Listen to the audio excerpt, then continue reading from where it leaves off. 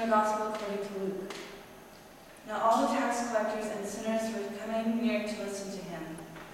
And the Pharisees and the scribes were grumbling and saying, "This fellow welcomes sinners and eats with them."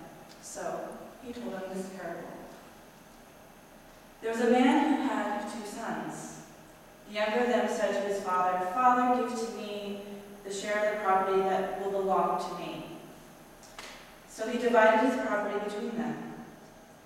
A few days later, the young son gathered all he had and traveled to a distant country, and there he squandered his property in dissolute living. When he had spent everything, a severe famine took place throughout the country, and they began to be in need. So he went out and hired himself to one of the citizens in that country, who sent him to his fields to feed the pigs. He would gladly have filled himself with the pods from the pigs were eating, and no one gave him anything. But when he came to himself, he said, "How many of my father's hired hands have bread enough and to spare, but here I am dying of hunger? I will get up and go to my father, and I will say to him, 'Father, I have sinned against heaven and before you. I am no longer worthy to be called your son. Treat me like one of your hired hands.' So he set off and went to his father. But while he was still afar off, his father saw him and was filled with compassion. He ran and put his arms around him and kissed him.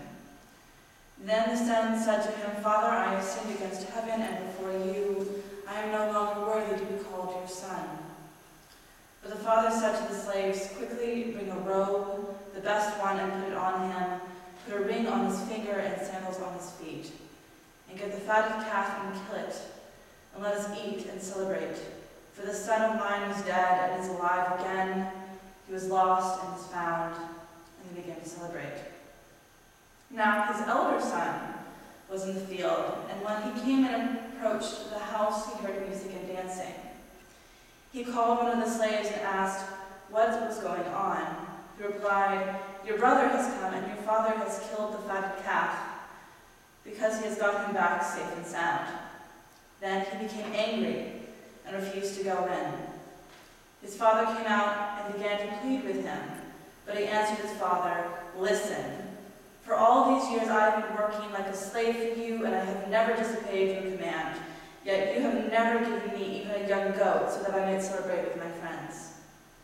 But when this son of yours comes back, who has devoured your property with prostitutes, you killed the fatted calf for him.' Then the father said to him, 'Son, you are always with me, and all that is mine is yours. But we have reason to celebrate. Rejoice, because this brother of yours was dead and has come to life. He was lost and has been found.'" The word of the Lord. Thanks be to God.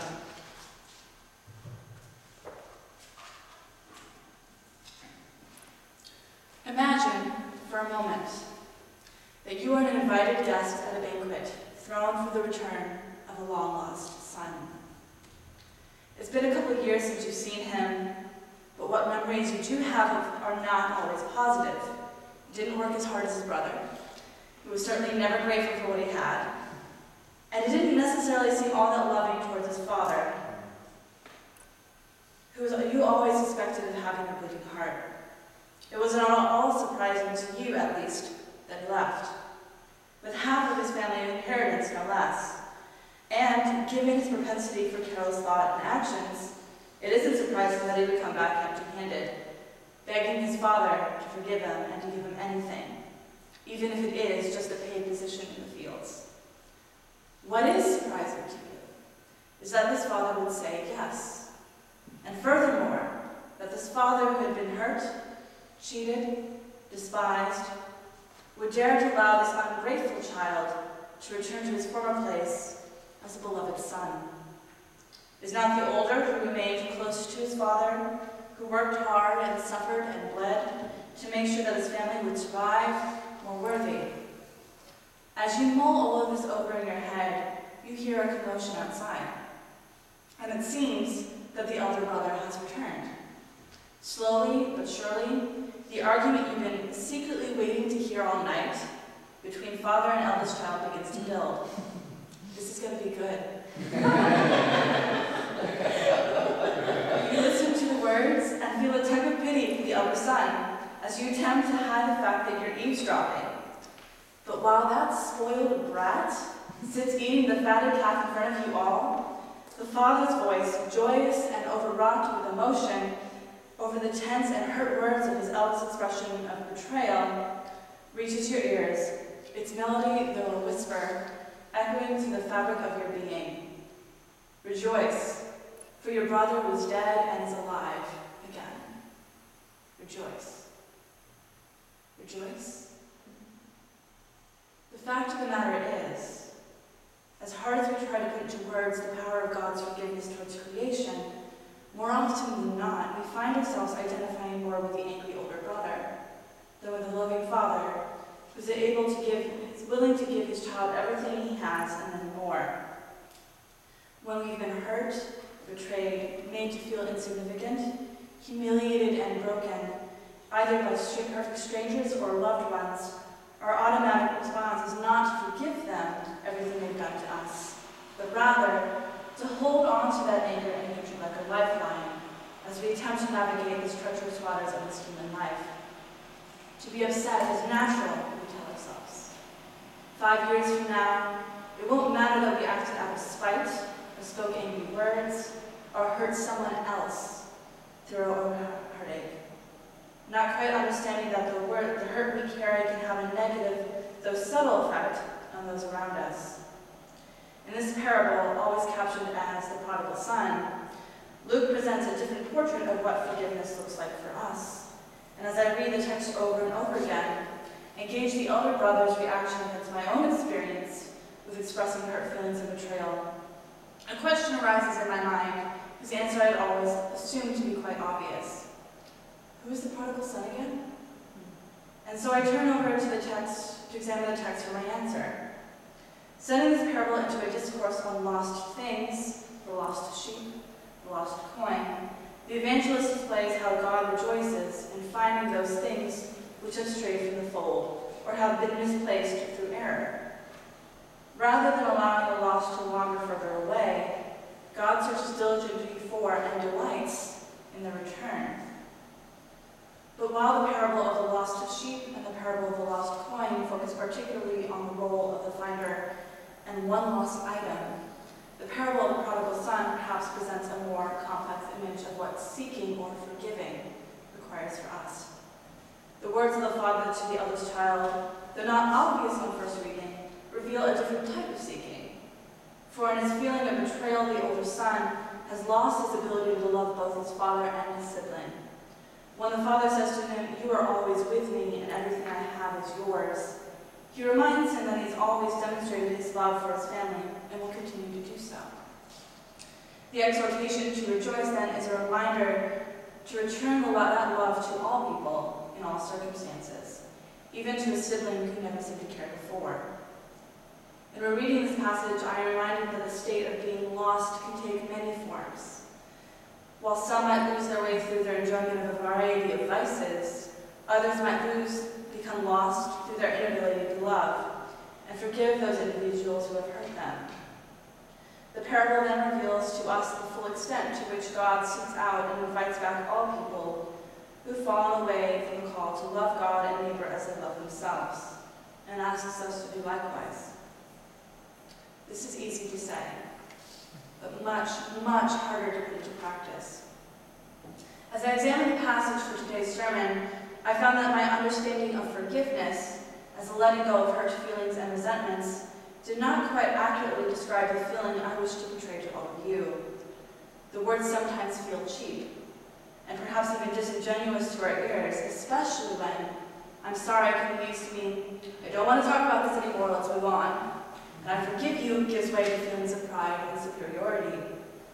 In our everyday human existence, to seek forgiveness and to grant forgiveness require a particular humility which is sometimes lacking in a culture that emphasizes individual achievement over the needs of the entire community. In some ways, it is a humility which recognizes weakness, not just in the one seeking forgiveness, but in ourselves. But perhaps more importantly, It is a humility which recognizes the common experience of humanity which all individuals share and are called upon to serve. As I struggled with the task of writing this particular sermon, I asked the university chaplain, before a discussion of the sacrament of reconciliation, to describe her views on what it means to forgive someone. She began by quoting Lily Tomlin, an actress and comedian who said, "Forgiveness means giving up all hope for a better past." In our mind, forgiveness is acknowledging the fact that we have created for ourselves an alternate universe, where a bad encounter, a mistake, a tragedy did not occur. And rather than attempting to move forward, we find ourselves paralyzed and shocked by a reality we unfortunately can never have, but regardless choose to cling to. In lighter situations, we might call such a paralysis a grudge, but over the long run, such grudges can injure our ability to view reality fairly. Forgiveness, then, is that moment in which we set aside our alternate reality and remind ourselves that the past is forever removed from us, and that today and tomorrow are the days in which we can exercise some level of control. To forgive, then, is to set aside all hope for the past, but to hope vigorously and work without ceasing for a better future. As Barbara Brown Taylor writes, "It is up to each one of us to decide whether we will stand outside all alone being right, or give up our rights and go inside, to take our place at a table full of reckless and righteous saints and scoundrels, brothers and sisters united only by our relationship to one loving Father, who refuses to give us the love we deserve, but cannot be prevented from giving us the love that we need." And when this task of forgiving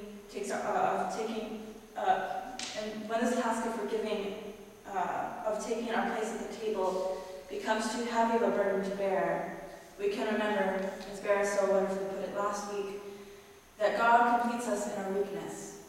God only asks that we access the common experience of the incarnate life and seek to be merciful, so that when we speak the words of the prayer Jesus taught us, "Forgive us our trespasses as we forgive those who trespass against us," our words can be as genuine as possible. So, in this holy season of Lent, let us begin to reflect on this new understanding of forgiveness.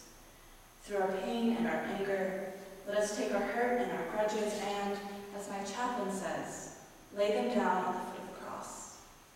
And then let us raise our eyes instead to the crucified Son, who was hated, betrayed, humiliated, and broken, but looked upon the crowd and asked his Father to forgive them, for they do not know what they are doing.